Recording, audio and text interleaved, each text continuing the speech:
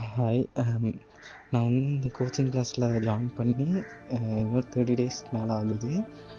நான் வந்து ரொம்பவே ஒரு விஷயம் டவுனாக இருந்தேன். ரொம்ப நெகட்டிவ் தாட்டில் ரொம்ப இதாக இருந்தேன். பட் ஆனால் இப்போ வந்து அதுக்கு ஆப்போசிட்டாக ரொம்பவே பாசிட்டிவாக, ரொம்பவே மைண்ட் ஃப்ரீயோட, ரொம்பவே பாசிட்டிவாக இருக்கிற ஃபீல் எனக்கே இருக்குது. பிகாஸ் அவங்க வந்து அக்கா வந்து ரொம்பவே மோட்டிவேட் பண்ணுறாங்க. லைஃப் கோச்சிங்க்கு அவ்வளோ சப்போர்ட் கொடுக்குறாங்க.